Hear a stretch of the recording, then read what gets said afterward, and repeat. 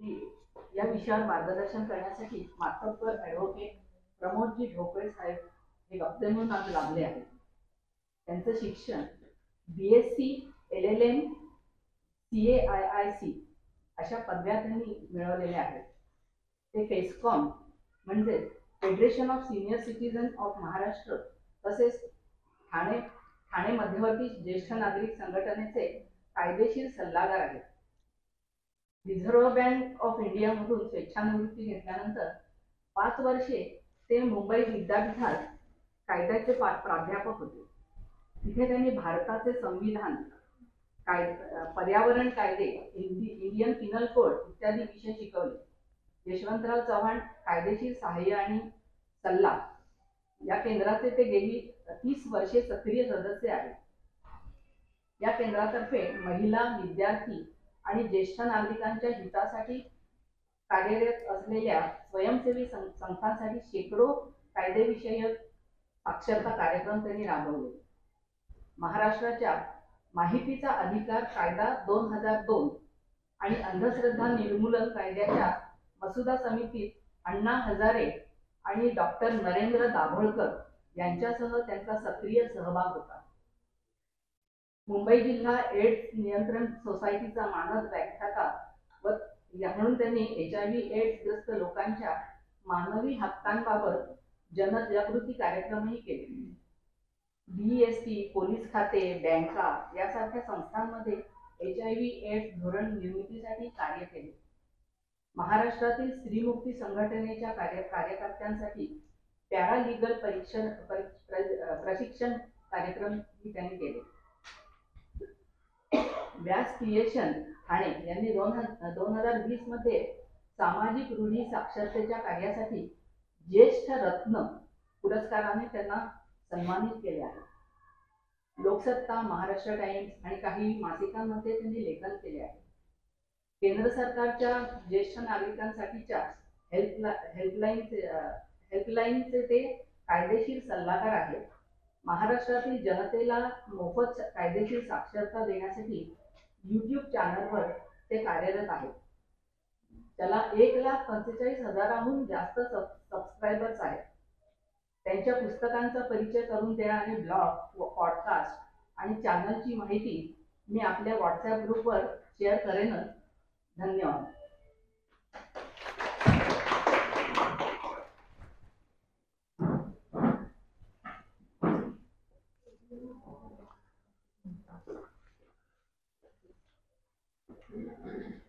नमस्कार मंडळी. हां बोला. राईट.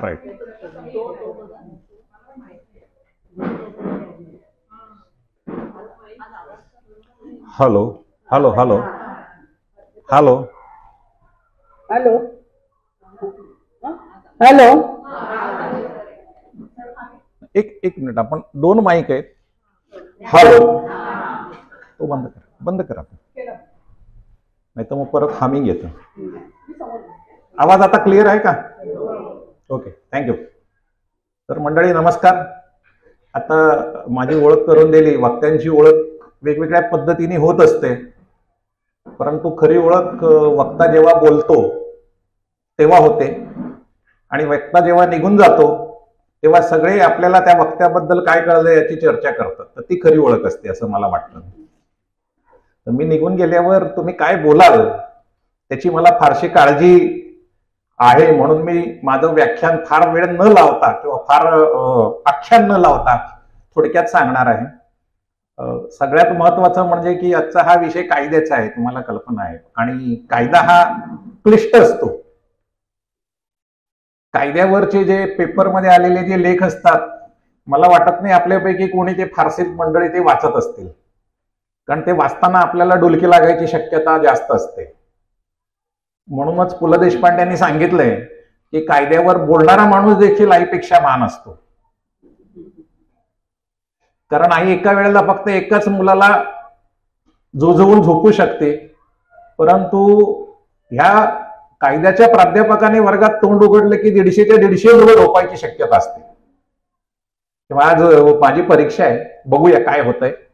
सगळ्यात महत्वाचं म्हणजे की तेजस्विनी महिला संघाच्या अध्यक्षा अहिरे मॅडम, त्याच्यानंतर पिंपरे मॅडम, त्याच्यानंतर उपाध्यक्षा मॅडम आणि इतर सगळ्या तुम्हा महिलांना महिला दिनाच्या उशिराच्या शुभेच्छा.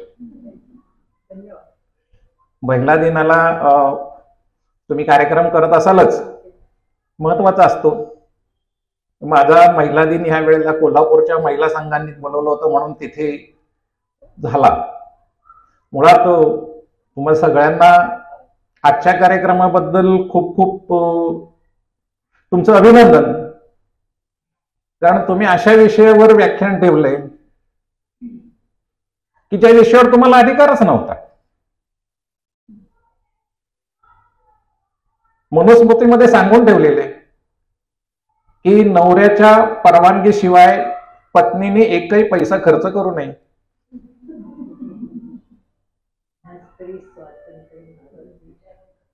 तैत्तिरीय संहितेमध्ये देखील नाममात्र तुम्हाला अधिकार दिलेले आहेत. त्याच्यामुळे इथपर्यंत तुमचा झालेला प्रवास आणि या प्रवासानंतर तुम्ही मला आमच्याकडे असलेल्या पैशाचं काय करावं हे विचारण्यासाठी बोलवलंय, याबद्दल धन्यवाद. कारण ही परिस्थिती बऱ्याच वेळानंतर आलेली आहे. आपल्याकडे धर्माचं खूप आपण चांगलं आहे, खूप छान वगैरे म्हणत असतो, परंतु वस्तुस्थिती अशी आहे की आपले जे धार्मिक कायदे होते या धार्मिक कायद्याने आपल्याला कुठलेच अधिकार दिले नव्हते की मुलांच्या बरोबरचा सहदायादाचा किंवा कोपार्सनरीचा अधिकार मिळायला 2005 साल उजाडावा लागला. त्याच्यानंतर मुलींना मुलांच्या बरोबर संपत्तीमध्ये अधिकार मिळाला. ही एवढी वाईट परिस्थिती आली आणि ही वाईट परिस्थिती आली याला कारण आपलं धर्मशास्त्र होतं. आणि हे धर्मशास्त्र जे झालं ते साधारण इसवी सन 900 ते इसवी सन 1800 ह्या कालखंडामध्ये तत्पूर्वी झालेली जी काही स्मृती पुराण वगैरे वगैरे उपनिषद होती तर त्या सगळ्यांवर एक टीका झाली किंवा टीका म्हणजे मीमांसा झाली त्याची, आणि त्याच्यावर निबंध धर्मनिबंध लिहिले गेले आणि त्या धर्मनिबंधावर वकील मंडळी आणि न्यायाधीश मंडळी महिलांना न्याय देऊ लागले. मग काय लिहिलं होतं ह्या सगळ्या धर्मनिबंधांच्या मध्ये? संपत्तीच्या बाबत आपण जर बघितलं तर अख्ख्या भारतामध्ये आपण आता अतिशय उच्च रवामध्ये ओरडतो की सगळा हिंदू एक आहे, परंतु तुम्ही जर धार्मिक कायदे बघितले तर हिंदूंचे धार्मिक कायदे उत्तरेपासून दक्षिणेपर्यंत वेगवेगळे आहेत. कारण प्रत्येक ठिकाणी महिलांना किंवा इतर हिंदूंना देणारे जे काही धर्माचे अधिकार आहेत ते त्या त्या ठिकाणी असणाऱ्या धर्मग्रंथांच्या वर किंवा धर्मग्रंथांवर लिहिलेल्या निबंधांमुळे मिळायला लागलेले आहेत. आता उदाहरणार्थ सांगायचं तर मिताक्षरा नावाचा जो धर्मनिबंध आहे तो भारताच्या पश्चिम भागामध्ये चालतो, पण पूर्वेमध्ये तुम्ही गेलात तर तिथे दयाभागा नावाचा धर्मनिबंध लिहिला गेला आणि दयाभागामुळे महिलांना पुरुषांच्या बरोबर तिथे अधिकार तर मिळाले होते, पण म्हणून काय झालं, ह्या महिलांना ते पैशाचे अधिकार मिळूच नाहीत म्हणून सतीची प्रथा आली. आणि ही जी सतीची प्रथा आली ही इसवी सनाच्या 1000 सालाच्या पुढे मागे आली. याचं कारण त्यावेळेचा एक धर्मशास्त्री हरिताने लिहून ठेवलं होतं की जी स्त्री आपल्या पतीच्या बरोबर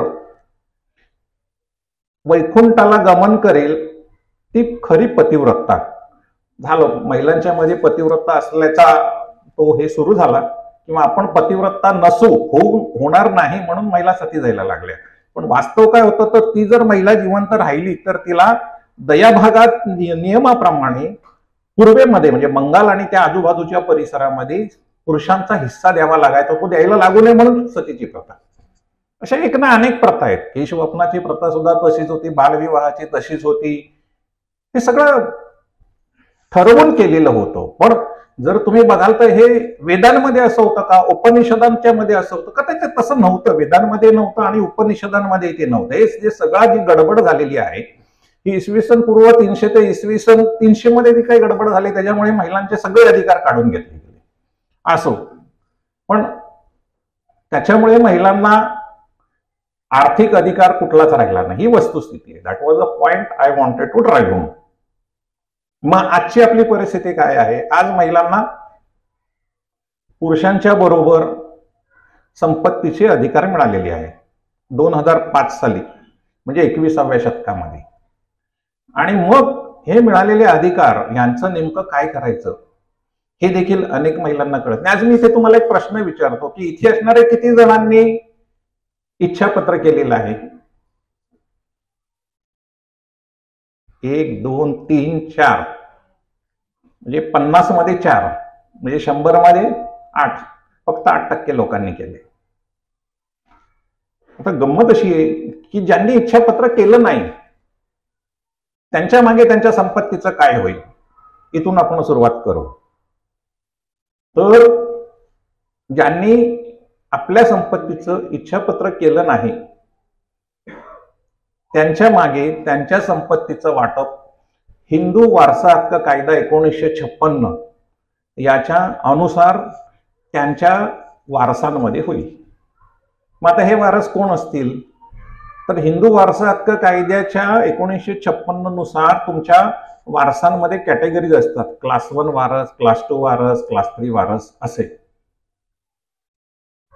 तर मृत माणसाचे जे क्लास 1 वारस असतात, म्हणजे मुलं असतील, बायको असेल, यांच्यामध्ये संपत्ती समान भागांमध्ये वाटली जाते. क्लास 1 वारस नसतील, म्हणजे एखाद्याला मूल नसेल, तर मग क्लास 2 वारस, म्हणजे भाऊ, भावाची मुलं वगैरे वगैरे, तेही नसतील तर क्लास 3 वारस. थोडक्यामध्ये म्हणजे की विचार करा की तुम्ही आयुष्यभर कष्ट करून संपत्ती गोळा केलेली आहे, त्याच्यासाठी पोटाला चिमटा घेतलेला आहे, वेळोवेळी तुम्ही काही सॅक्रिफायसेस केलेले आहेत, परंतु तुम्ही मात्र इच्छापत्र केलेलं नाही.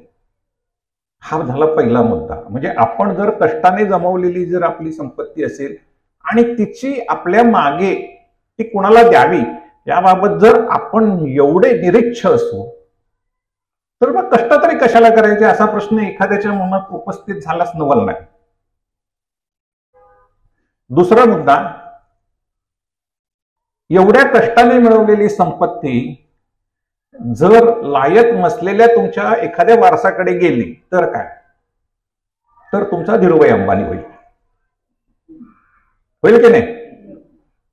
धीरूभाई अंबानीच्या निम्म्या कंपन्या त्यांच्या एका मुलाकडे गेल्या, त्या मुलाला त्या सांभाळता आल्या नाहीत. दुसऱ्या मुलाने आहे ती संपत्ती वाढवली.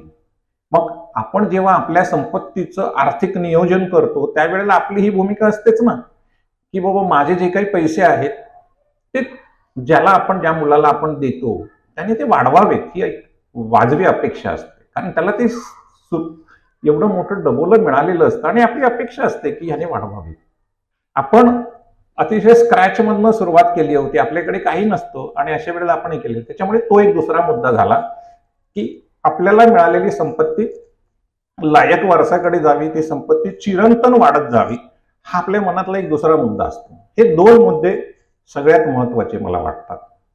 बरं, आता हिंदू वारसा हक्क कायद्याची भानगड अशी आहे बघा की इच्छापत्र ज्यांनी केलं नाही त्यांच्यापैकी अनेकांची मुलं आज विदेशात असतील. इथे असलेल्या किती जणांची मुलं विदेशात आहेत? अच्छा, आता तुम्ही जर इच्छापत्र केलेलं नसेल तर अशा वेळेला होतं काय की ह्या विदेशातल्या मुलांना इथे येऊन सक्सेशन सर्टिफिकेट घ्यावं लागतं. हे सक्सेशन सर्टिफिकेट कुठे मिळतं? हे आपल्या जिल्हा न्यायालयामध्ये मिळतं. तर जिल्हा न्यायालयामध्ये जाऊन सक्सेशन सर्टिफिकेटला अर्ज करायचा, वकिलाला पकडायचं, वकिलाची फी द्यायची आणि मग ते सक्सेशन सर्टिफिकेटची प्रोसेस सुरू करायची. त्याला साधारण 2 वर्ष लागतात. हे सगळे कागदपत्र करायला मुलांना इथे यावं लागतं. हे असं शक्य आहे का? आपण जर असा विचार करूया तर ते अशक्य असतं. मला अशा अनेक केसेस माहिती आहेत की मुलं सांगतात की राहून द्या फ्लॅट बंद, राहून द्या डिस्प्यूटमध्ये, मी काय ते मेंटेनन्स भरेल. तसा म्हणजे मृत आई वडिलांच्या नावावरच तो फ्लॅट राहतो किंवा बँकेमधले त्यांचे पैसे देखील तसेच राहू शकतात, परंतु मुलं काही इकडे यायला मागत नाही. मग सोपा उपाय असा आहे की आपण इच्छापत्र का करू नये? आता बघा की हिंदू वारसा हक्क कायद्याप्रमाणे मी तुम्हाला सांगितलं 1956च्या कायद्याप्रमाणे आपली संपत्ती आपल्या मुलांना आपल्या मृत्यूच्या पश्चात ती त्यांच्यामध्ये वाटली जाते, ज्याच्यामध्ये आपले आई वडीलही असू शकतात. म्हणजे एखादा मुलगा मेला तर त्याची संपत्ती त्याच्या मुलांना किंवा त्याच्या भावांना, त्याच्या आई वडिलांना मिळते. हे सगळं आहेच. पण मग प्रश्न पुन्हा असा निर्माण होतो की हे सगळं त्या मृत व्यक्तीला हवं आहे का, नको. मग ती मृत व्यक्तीने तिने इच्छापत्र का केलं नाही, याचं पहिलं कारण असतं की त्याला ते माहिती नाही. दुसरं कारण असं असतं की तो थोडासा बेफिकीर आहे. आणि ह्या सगळ्यांच्यामुळे हा गोंधळ सदृश्य परिस्थिती निर्माण झाली. आणि मग मुलं आई वडिलांच्या नावाने बोटं मोडतात. आई वडील अशा परिस्थितीमध्ये जर गेली तर मुलं बोटं मोडतात. माझ्या माहितीचे एक तुम्हाला सांगतो, सकाळमधले एक चांगले ज्येष्ठ पत्रकार होते आणि अचानक त्यांचं निधन झालं. आणि त्यांच्या बँकेमध्ये पैसे होते, त्यांनी काहीतरी बिझनेस सुरू केला होता. करंट अकाउंटमध्ये देखील काहीतरी 50-1 लाख होते. सोसायटीचा फ्लॅट होता आणि इतरही काही त्यांची जमीन जुमला होता. परंतु इच्छापत्र न केल्यामुळे हे सगळं बराच काळ सगळं रेंगाळत पडलं आणि त्यांना विलक्षण त्रास झाला. म्हणून इच्छापत्र करणं हे अतिशय आवश्यक आहे आणि आपण ते करत नाही हेही वास्तव आहे. हे वास्तव मान्य केल्यावर आपण जर पुढे जाऊयात की मग इच्छापत्राची सोय नेमकी कुठल्या कायद्यात आहे. आपल्या देशामध्ये बघा, प्रत्येक धर्माला त्यांचा कायदा दिलेला आहे, बरोबर आहे की नाही. समान नागरी कायदा नाहीये. त्याच्यामुळे हिंदूंना हिंदूंचा हिंदू वारसा हक्क कायदा आहे, हिंदू विवाह कायदा आहे. मग आपली संपत्ती आपल्या वारसा हक्क कायद्यानुसार होते. आणि हिंदू वारसा हक्क कायद्यानुसार विल संबंधी व्याख्या वगैरे काही नाहीये. मग विलची ही व्याख्या किंवा इच्छापत्राची ही जी व्याख्या आहे किंवा विल करण्याची ही तरतूद किंवा हा अधिकार आपल्याला मिळालेला आहे, हा इंडियन सक्सेशन ऍक्ट 1925 नुसार मिळालेला आहे. तर इंडियन सक्सेशन ऍक्ट हा आपल्या देशातल्या सर्व धर्मीयांना लागू होतो. आणि इंडियन सक्सेशन ऍक्टच्या सेक्शन 2 मध्ये विलची व्याख्या दिलेली आहे की कुठलाही सज्ञान माणूस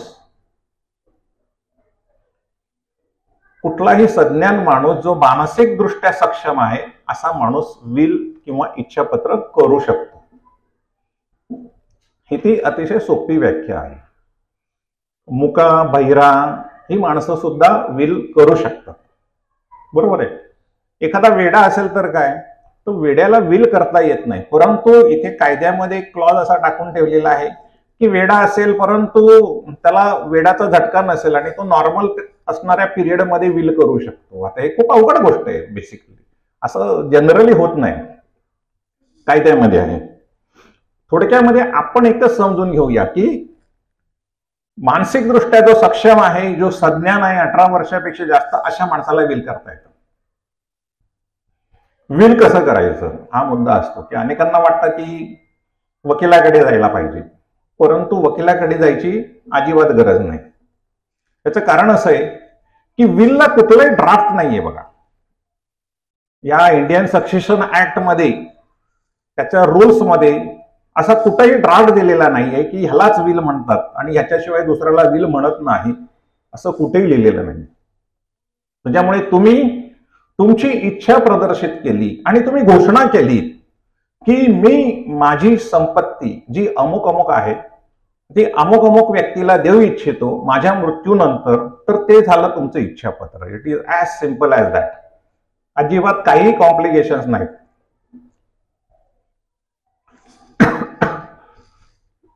विल कुठल्या भाषेत करावं? अनेकांना असं वाटतं की इंग्रजीमध्ये केलेल्या सगळ्या गोष्टी खऱ्या असतात, परंतु विल तुम्ही कुठल्याही भाषेत करू शकता. अगदी उर्दू मध्ये केलं तरी चालेल.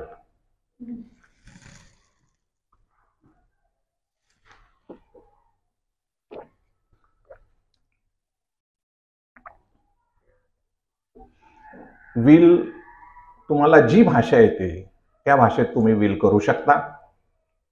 विलचा कुठलाही फॉर्मॅट नाही.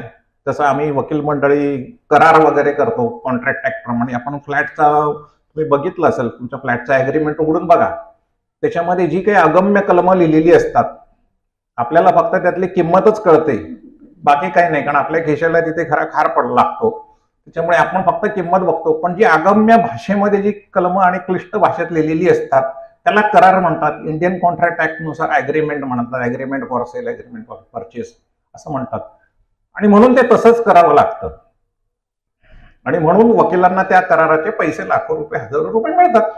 इथे विलच्या बाबत तसं काय का? तसं काही नाहीये. तुम्ही आज घरी गेलात आणि एक छानपैकी स्वच्छ कागद घेतलात आणि त्याच्यामध्ये लिहिलं की मी अमुक अमुक, काय लिहायचं? पहिलं तुमचं नाव लिहायचं, दुसरं तुमचं वय लिहायचं, तिसरं तुमचा पत्ता लिहायचा, राहणार रहेजा कोऑपरेटिव्ह सोसायटी, तुमच्या बिल्डिंगचं नाव काय, एस्कॉट, ऍस्पिन, जे काय असेल ते, असं घोषित करते की माझ्या खाली दिलेल्या संपत्तीची विल्हेवाट. तर विल्हेवाट हा शब्द जरासा नकारात्मक आहे. आपल्या संपत्तीची वाट लावायला अनेक जण टपलेले असतात.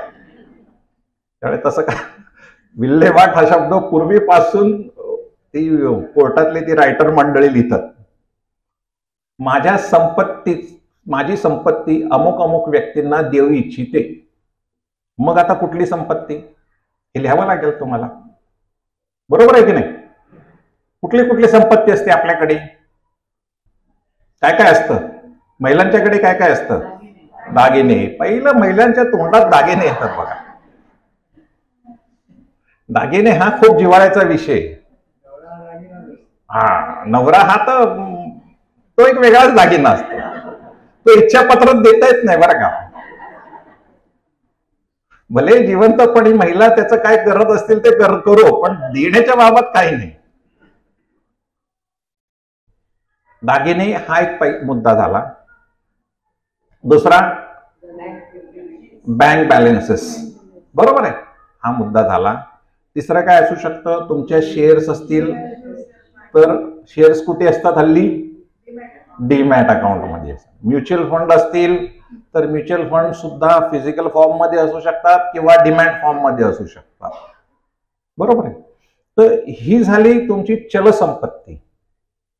फिक्स्ड डिपॉझिट्स असतात, इन्शुरन्स पॉलिसीज असतात ज्या तुमच्या नंतर मिळणार असतात, बरोबर आहे.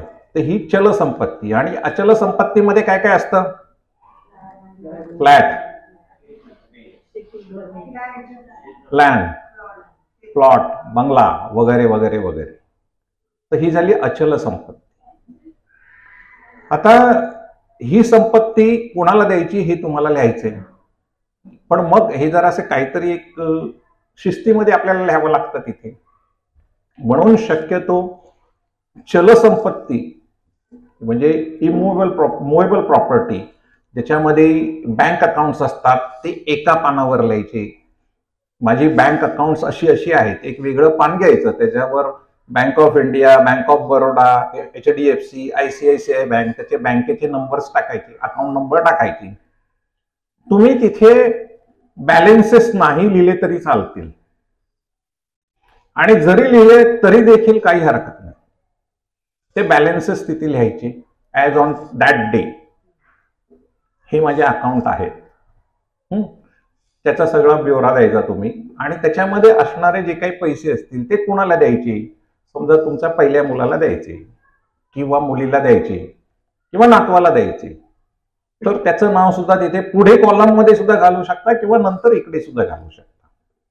तसंच डीमॅट अकाउंटचं तुमचं होल्डिंग स्टेटमेंट असतं, बरोबर आहे.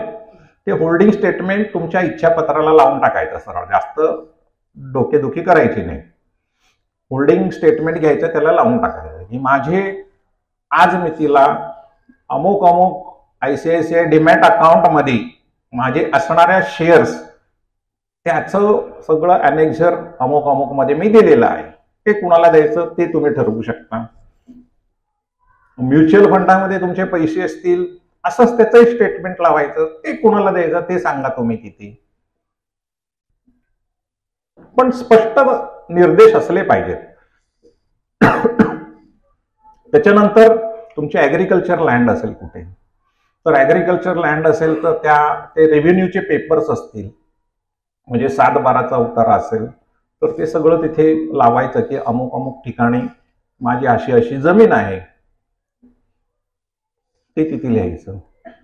तुमचा कुठे बंगला असेल तुमच्या गावाला कुठे, त्याची डिटेल द्यायची आणि एक लिहायचं की ही सगळी संपत्ती ही माझ्या नावावर आहे, या संपत्तीवर इतर कोणाचाही अधिकार नाही आणि ही माझी संपत्ती स्वकष्टार्जित आहे, असं लिहायचं. आता मग तुम्ही म्हणाल मी खोटं कसं बोलू, मला माझ्या वडिलांनी दिलेली अमुक अमुक संपत्ती आहे माझ्याकडे, असेल ना, पण ती आता तुम्हाला देऊन बरीच वर्ष झालेली आहे. वडिलांनी समजा तुम्हाला फ्लॅट दिला तर तुमच्या नावावर आहे ना, तो तुमच्या नावावर आहे, त्याच्यामुळे ते देखील तुम्ही करू शकता. तर तुमच्या नावावर जी जी काही संपत्ती आहे, किंवा अनेकदा आपल्याकडे काय असतं, जॉईंट नेम मध्ये असतो, फ्लॅट्स बऱ्याचदा जॉईंट नेम मध्ये असतात, किंवा इतरही संपत्ती, जमीन जुमला जॉईंट नावावर असतो, बँक अकाउंट जॉईंट नावावर असतात, डीमॅट अकाउंट जॉईंट नावावर असतात. तर तसं लिहायचं की हे आमच्या दोघांच्या संयुक्त नावावर आहे आणि यातले माझा शेअर जो 50% आहे तो मी देऊ इच्छिते, असं लिहायचं. मग असं तुम्ही लिहिलं की तुमचं इच्छापत्र झालं. अशा रीतीने हे इच्छापत्र तुम्ही स्वतः घरच्या घरी करू शकता. आता तुम्ही हे जे इच्छापत्र आहे हे केलं तर हे इच्छापत्र कायदेशीर आहे की नाही हे ठरवायला काही कसोट्या असतात आणि त्या कसोट्या परत इंडियन सक्सेशन ऍक्ट मध्ये लिहून ठेवलेल्या आहेत. इंडियन सक्सेशन ऍक्टच्या सेक्शन 63 मध्ये इच्छापत्र कर्त्याने इच्छापत्रावर आपली सही करायला पाहिजे 2 साक्षीदारांच्या समोर, असं लिहून ठेवलं. म्हणजे आता ह्या इच्छापत्रावर तुम्हाला पहिली गोष्ट म्हणजे सही करावी लागेल. अर्थात कायद्यामध्ये अंगठा मारायची देखील सोय आहे. कायद्याला अंगठा फार प्रिय आहे बघा. कायदा सांगतो की नाही येत तर ठीक आहे अंगठे मारा, कारण आपल्या देशामध्ये अंगठे बहादरांची फार चलती होती पूर्वी, त्याच्यामुळे अंगठा सुद्धा चालतो. तर तुमची सही किंवा तुमचा अंगठा तुमच्या इच्छापत्रावर तुम्हाला करावा लागतो. कुणाच्या समोर? 2 साक्षीदारांच्या समोर. आणि तुम्ही जर 2 साक्षीदारांच्या समोर सही केली नाही तर काय, तर तुमचं इच्छापत्र अवैध आहे. तुम्ही घरच्या घरी करून ठेवलं आणि घरी स्वतःची गुपचूप सही केली चालणार नाही. अर्थात तुमची मैत्रीण असेल जी दुसऱ्या दिवशी तुम्हाला सकाळी मॉर्निंग वॉकला भेटणार असेल आणि तुम्ही तिची सही घेणार असाल तर गोष्ट वेगळी आहे, तसंही करू शकता तुम्ही. किंवा तुम्हाला घरच्यांना थोडंसं धमकवायचं असेल आणि तुम्ही कागदपत्र हे मी माझं इच्छापत्र करते म्हणून दम दिलात तर ते देखील घाबरून राहू शकतात. इच्छापत्राचा शस्त्र म्हणून देखील काही महिला वापर करतात बरं का, की आपले मग सुनांना नॉर्मली धडकी भरते की सासूने आपल्याला दागिने नाही दिले तर काय करायचं. आणि ह्या इच्छापत्रांमध्ये महिला आपल्या दागिने कोणाला लिहायचे हे देखील द्यायचे हे देखील ठरवू शकतात, कारण महिलांना हे मिळालेले जे पैसे असतात ते स्त्रीधन समजलं जातं. अशा रीतीने महिलांना हे पूर्ण अधिकार याच्यात मिळालेले आहेत. मग आता तुम्हाला सांगितल्याप्रमाणे मुख्य अट काय, तर 2 साक्षीदार. मग हे साक्षीदार कसे असले पाहिजेत?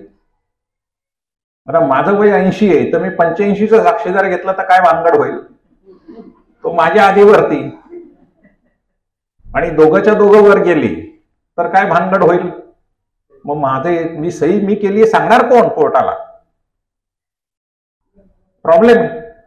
म्हणून माझा साक्षीदार कसा असला पाहिजे, आपल्यापेक्षा वयाने कमी असला पाहिजे, शक्यतो व्यायाम वगैरे करणारा बघा, म्हणजे हार्ट अटॅक वगैरे यायला नको कुणाला, काय असला काय तब्येत चांगली बघायची.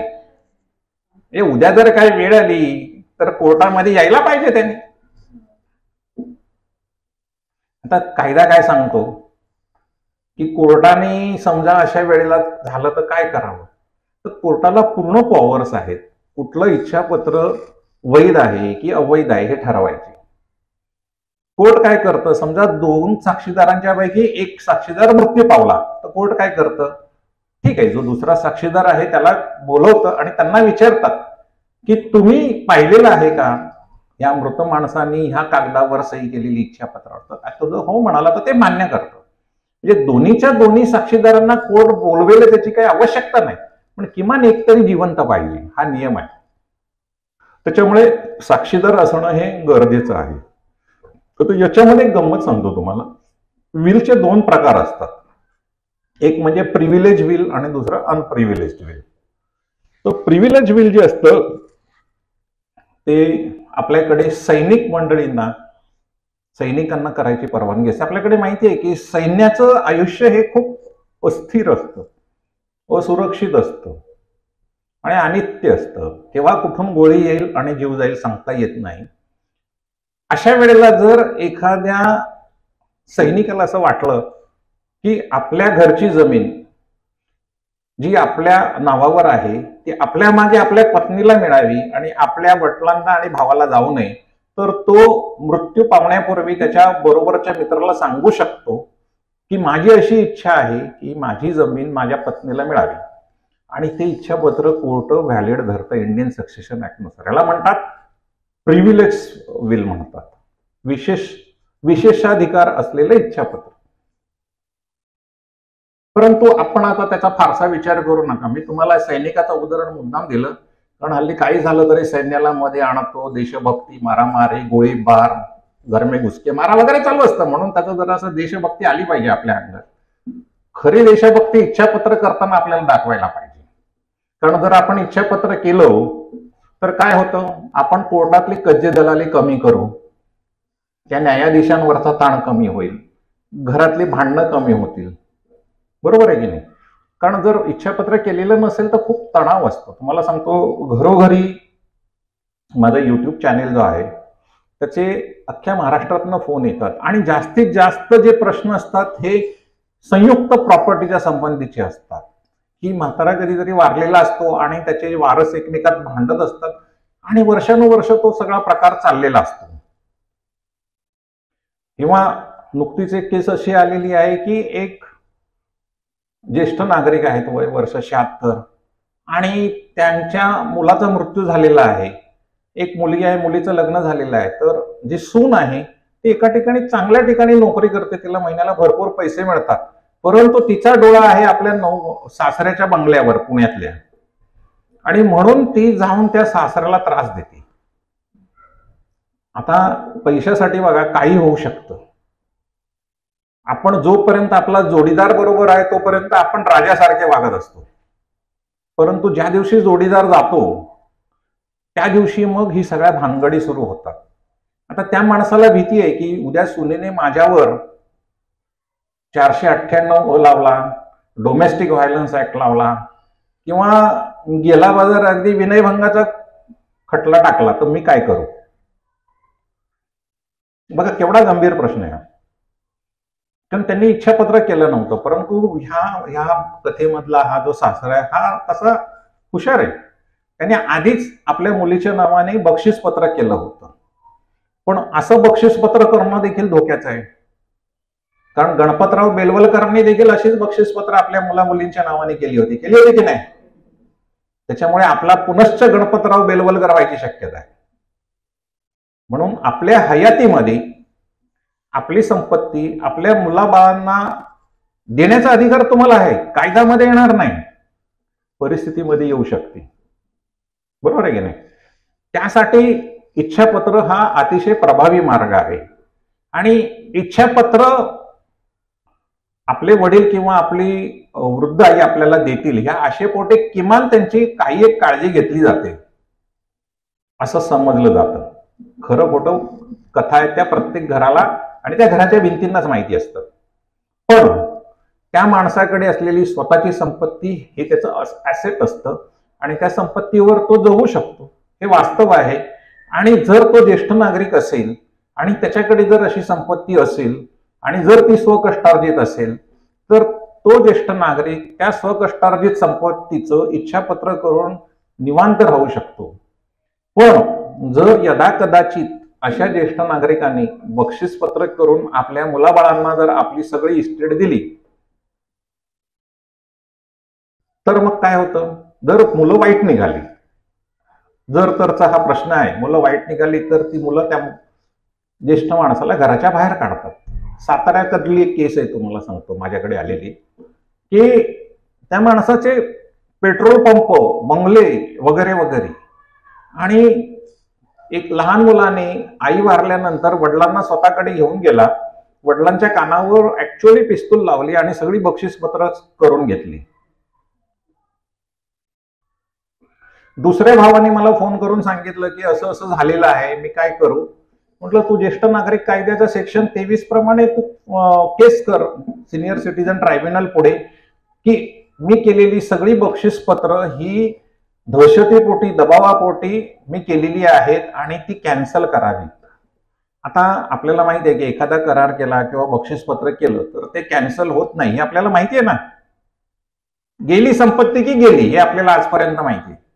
परंतु हा जो कायदा आहे, senior citizen maintenance and welfare of parents and senior citizens act 2007, याच्या कलम 23 नुसार जर एखाद्या आई वडिलांनी कोणत्याही वयाच्या, म्हणजे त्या आई वडिलांचं वय 50 असेल तरी, किंवा ज्येष्ठ नागरिकांनी 60 पेक्षा जास्त वयाच्या, जर आपल्या नातेवाईकांच्या नावाने जर आपली संपत्ती दिली, कुठलेही डॉक्युमेंट, कुठले डॉक्युमेंट करून, म्हणजे ज्याला हक्कसोड पत्र म्हणतात ते करा, किंवा बक्षीसपत्र म्हणून केलेली असेल, आणि ती संपत्ती दिल्यानंतर त्या मुलांनी जर त्या आई वडिलांना किंवा ज्येष्ठ नागरिकांना सांभाळलं नाही, त्यांना वाऱ्यावर सोडलं, तर ते ज्येष्ठ नागरिक दिलेली ती सगळी संपत्ती, म्हणजे शेतीची जमीन असेल, बंगला असेल, घर असेल, गाडी असेल, ती सगळी संपत्ती आपल्या मुलांकडनं, सुनांच्याकडनं किंवा नातेवाईकांच्याकडनं परत घेऊ शकतात आणि त्यांना तशी ती मिळते.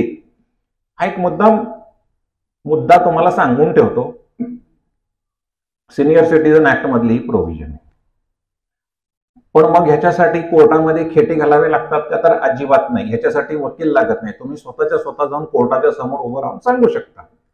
स्टॅम्प ड्युटी नाही, वकील नाही, आणि तुम्हाला 90 दिवसामध्ये ऑर्डर मिळते. कारण याच्यासाठी सिनियर सिटीजन ट्रायब्युनल्स बनवलेले आहेत की जिथे डेप्युटी कलेक्टर किंवा तहसीलदार ह्या सिनियर सिटीजन ट्रायब्युनलचा पदसिद्ध अध्यक्ष असतो, आणि हा माणूस ऑर्डर देतो की ह्या माणसाच्या मुलाला ह्या माणसाने बक्षीसपत्र करून संपत्ती दिलेली आहे, परंतु तो सांभाळत नाही, आणि ह्या बक्षीसपत्रामध्ये ह्याने अशी अट घातली होती की मी तुला संपत्ती देतोय कारण तू मला सांभाळशील, आणि त्या अटीचा ह्याने भंग केलाय मुलाने, म्हणून ती संपत्ती परत त्या आई वडिलांना मिळावी, आणि तशी ती मिळते. म्हणजेच गणपतराव बेलवलकर नटसम्राट भाग 2,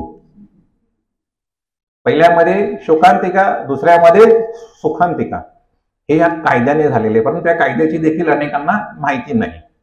म्हणून पण आपल्या आजच्या विषयाच्या दृष्टीने जर बघाल तर सगळ्यात उत्तम काय? इच्छापत्र. म्हणजे आपल्यापैकी 92% लोकांनी केलेलं नाहीये, म्हणून हे इच्छापत्र करावं. बरं, आता ह्या इच्छापत्रावर अनेक प्रश्न असतात अनेकांना. इच्छापत्र करणं, रजिस्टर करणं बंधनकारक आहे का? तर याचं उत्तर असं आहे की इंडियन रजिस्ट्रेशन ऍक्टच्या सेक्शन 17 नुसार तुम्ही केलेली कायदेशीर कागदपत्र याची नोंदणी करावी लागते, रजिस्टर करावी लागते. आणि ती कोणती कागदपत्र आहे हे इंडियन रजिस्ट्रेशन ऍक्टच्या सेक्शन 17 मध्ये दिलेलं आहे.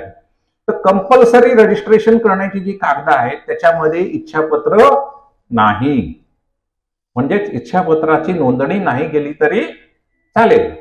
म्हणजेच तुम्ही आज जर तुमचं इच्छापत्र इथल्या इथे केलं, दोघांच्या सह्या घेतल्या, इट इज व्हॅलिड. आता दुसरा मुद्दा असा आहे की मग तरी देखील इच्छापत्र रजिस्टर करता येतं का? तर याचं उत्तर होय आहे. कारण इंडियन रजिस्ट्रेशन ऍक्टच्या सेक्शन 18 नुसार, 17 नंतर 18 आला, तुम्ही तुमचं इच्छापत्र रजिस्टर करू शकता. It is optional to you.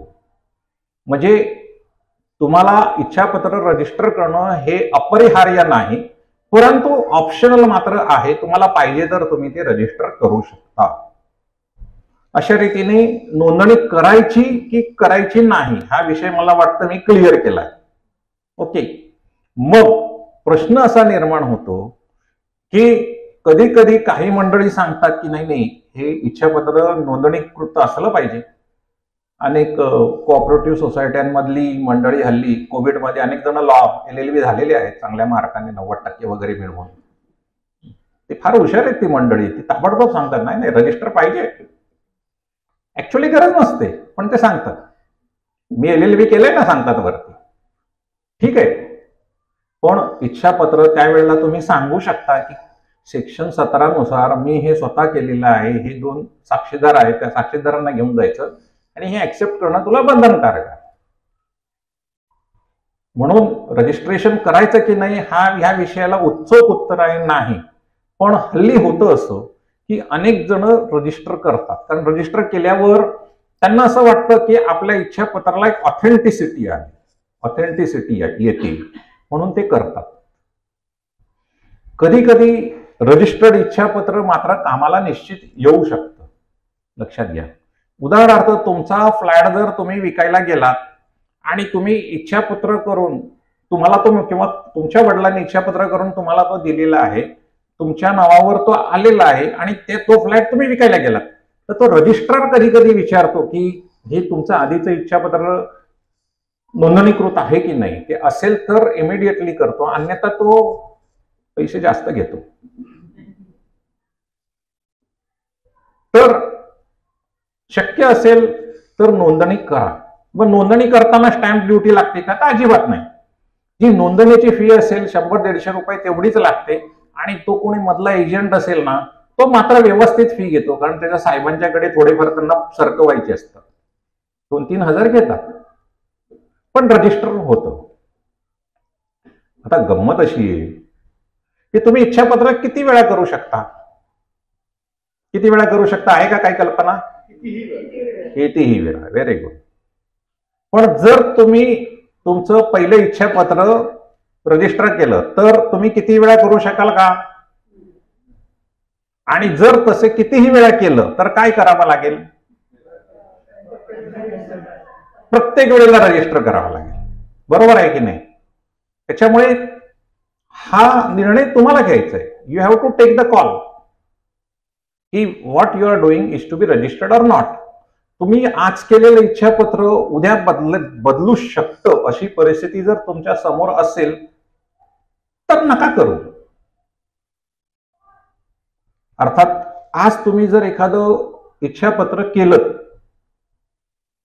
आणि त्या इच्छापत्रामध्ये तुम्ही तुमची जे काही चलसंपत्ती किंवा बँक बॅलन्स आहे FD पासून सगळा तो तुमच्या मोठ्या मुलाला दिला आणि तुमचा फ्लॅट तुमच्या मुलीला दिला, उद्या तुम्हाला असं वाटलं की मोठ्या मुलाला दिलेले पैसे तो काही आपल्याला फारसा चांगला वागवत नाही म्हणून त्याला त्या इच्छापत्रामधनं तुम्हाला आता काढून टाकायचंय, तर तुम्ही अख्खं इच्छापत्र न बदलता पुरवणी इच्छापत्र सुद्धा बनवू शकता. त्याला म्हणतात कोडिसील. तर कोडिसील सुद्धा तुम्ही करू शकता आणि ते कोडिसील तुम्ही नोंदणी करू शकता. त्या कोडिसील मध्ये तुम्ही असं लिहायचं असतं की मी अमुक अमुक दिवशी केलेलं हे नोंदणीकृत इच्छापत्र आहे ज्याच्यामध्ये मी माझा फ्लॅट माझ्या मुलाला दिला होता, तेवढा फक्त आता मी माझ्या मुलीला देत आहे, बाकी आधीचे इच्छापत्र जसंच्या तसं आहे असं समजावं. तर हे कोडिसील तुमच्या ओरिजिनल डॉक्युमेंटला जाऊन त्याच्याबरोबर राहतं. अशा रीतीने तुम्ही जोड इच्छापत्र म्हणा किंवा पुरवणी इच्छापत्र करू शकता. मुद्दा लक्षात आला तुम्हाला? मग तुम्हाला अख्खं इच्छापत्र परत बदलायची गरज नाही. परत वकिलांच्याकडे जाऊन परत वकिलांकडे पहिल्यांदा गेला असेल तर शक्यतो गेलेला बरा, परंतु ही एक सोपी पद्धत कोडिसीलची देखील आहे. हा झाला दुसरा मुद्दा.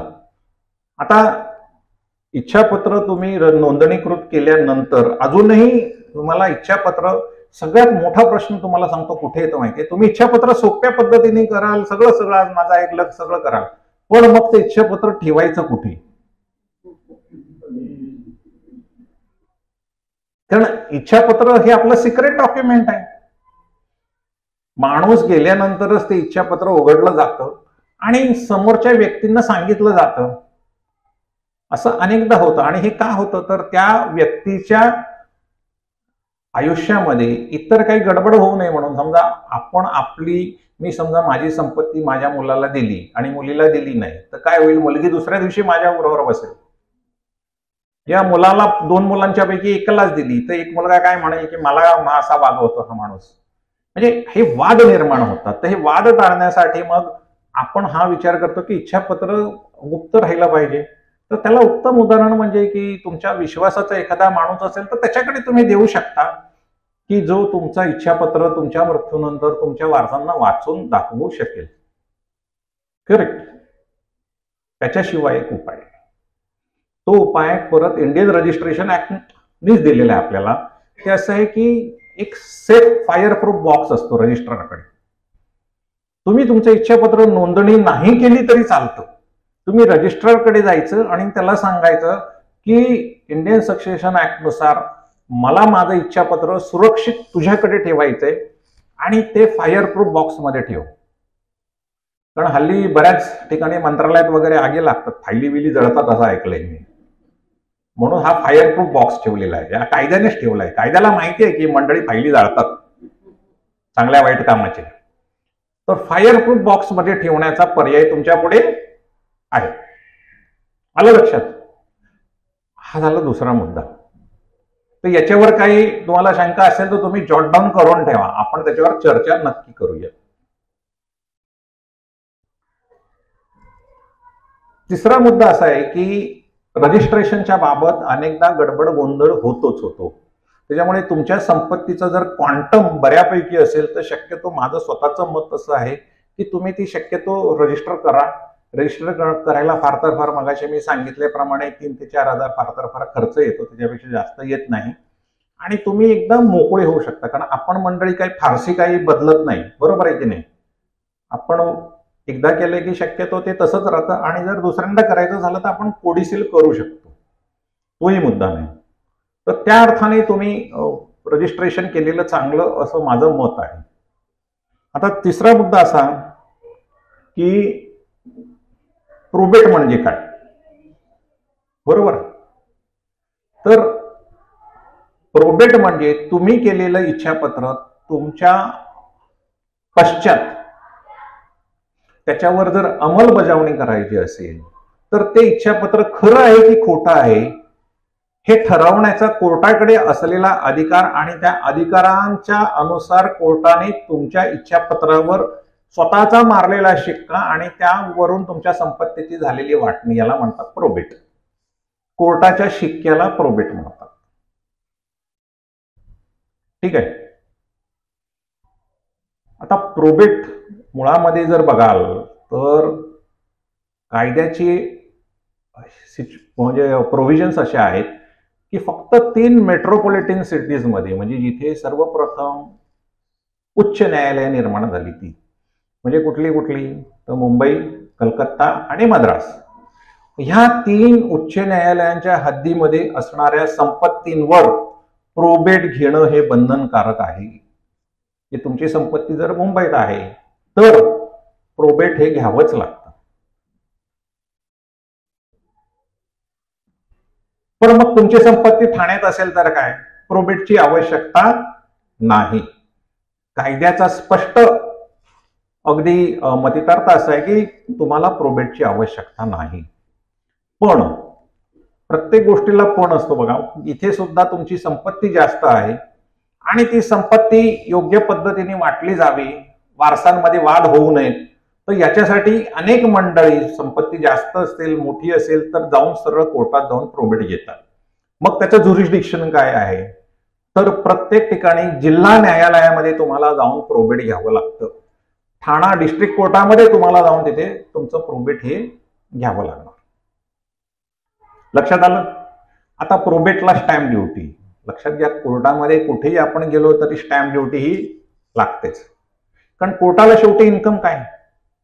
कोर्टाला खर्च असतो आणि सरकार तो खर्च करत असतो, सरकार आपल्याकडनं इन्कम टॅक्स घेत असतं, तसंच कोर्टाला आपल्याला न्यायदानाची ही जी काही व्यवस्था आहे ही मेंटेन करण्यासाठी आपल्याकडनं घेण्यासाठी स्टॅम्प ड्युटीची ही प्रयोजन आहे. तसं तुमच्या इच्छापत्रावर स्टॅम्प ड्युटी लागते जर तुम्ही प्रोबेट घ्यायला गेलात तर. मी तुम्हाला मगाशी काय सांगितलं, इच्छापत्र करताना मात्र स्टॅम्प ड्युटी लागत नाही. अनेक जण विचारतात की इच्छापत्र करताना मी स्टॅम्प पेपरवर 500 रुपयाच्या करू का 2? अजिबात नाही, प्लेन पेपरवर.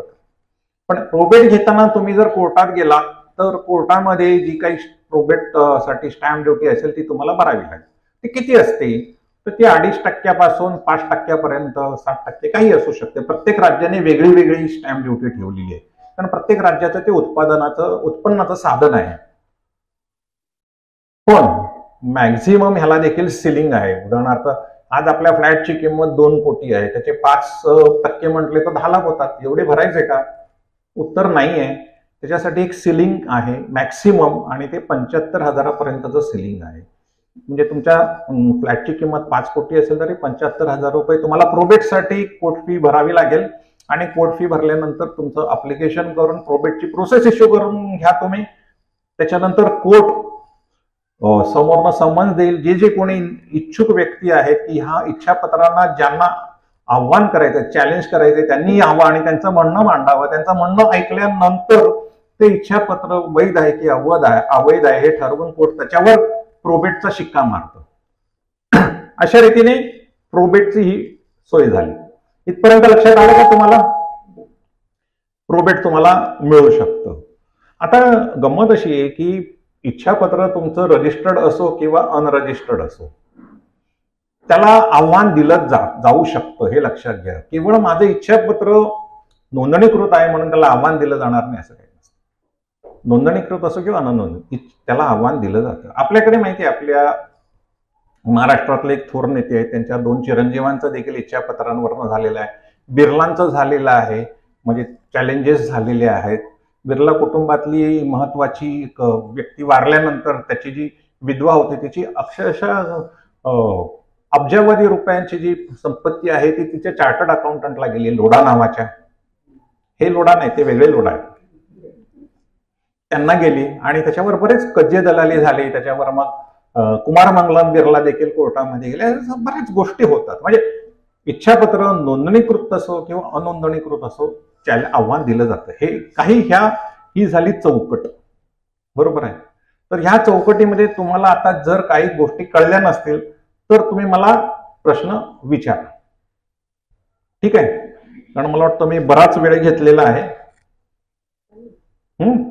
इच्छापत्र करण्याच्या आधी डॉक्टरांकडून सर्टिफिकेट घेणं आवश्यक आहे आणि कोणी घ्यावं, कुठल्या परिस्थितीत घ्यावं, हा प्रश्न आमच्या एका नातेवाईकामध्ये उपस्थित झालेला आहे. आणि एक म्हणजे डिस्ट्रीब्युटर असतो, हो ते काय असतं सांगतो.